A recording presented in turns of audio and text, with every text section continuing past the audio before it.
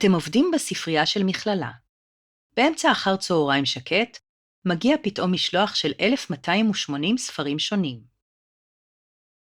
הספרים מונחים בשורה אחת ישרה וארוכה, אבל הם לא מסודרים, ומערכת המיון האוטומטית מקולקלת. וכדי לסבך את העניינים עוד יותר, הלימודים מתחילים מחר, כלומר מוקדם בבוקר יגיעו המוני סטודנטים ויחפשו את הספרים האלה. איך תצליחו למיין את כולם בזמן?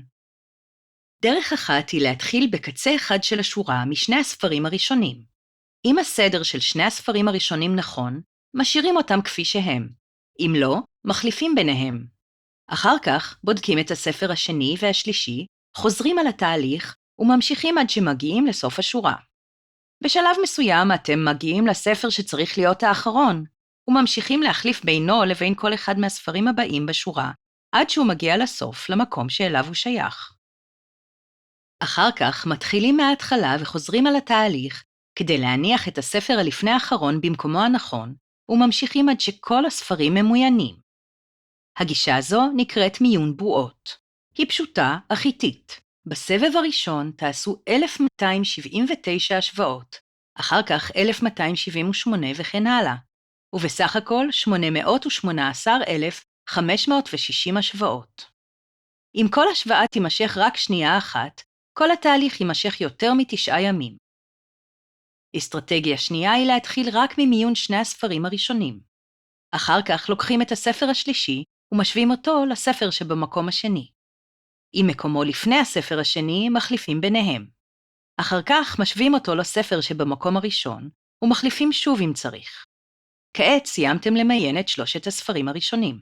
ממשיכים להוסיף ספר אחד בכל פעם לחלק הממוין של השורה, תוך השוואה והחלפה של הספר החדש עם הספר שלפניו, עד שהוא ממוקם נכון בין הספרים שכבר מוינו.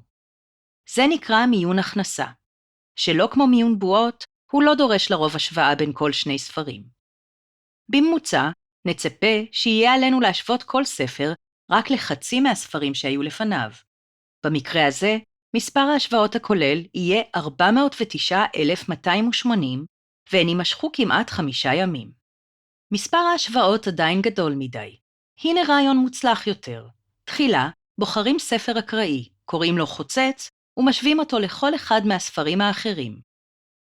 אחר כך מחלקים את השורה על ידי מיקום כל הספרים שלפני החוצץ משמאלו, וכל הספרים שאחריו מימינו.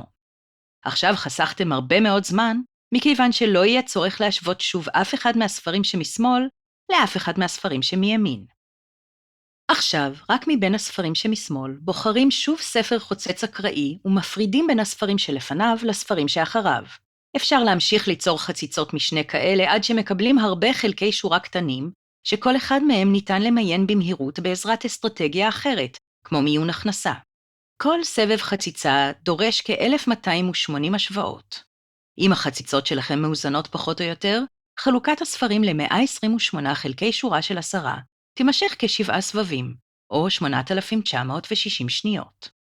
מיון חלקי השורות האלה יימשך עוד כ-22 שניות כל אחד. בסך הכל, בשיטה הזו שנקראת מיון מהיר, ניתן למיין את הספרים תוך פחות מ3.5 שעות. אבל יש חיסרון. החציצות עלולות לנטות רק לצד אחד, ולא לחסוך זמן בכלל. למזלנו זה קורה לעתים רחוקות. לכן, מיון מהיר הוא אחת האסטרטגיות היעילות ביותר שבהן משתמשים מתכנתים היום. הם משתמשים בה למשל למיון פריטים בחנות מקוונת לפי מחיר, או ליצירת רשימה ממוינת לפי מרחק של כל תחנות הדלק הקרובות למיקום מסוים. במקרה שלכם, המיון המהיר אפשר לכם לסיים את המשימה אפילו מוקדם מהצפוי. שוב הצלתם את העולם מכאוס מוחלט.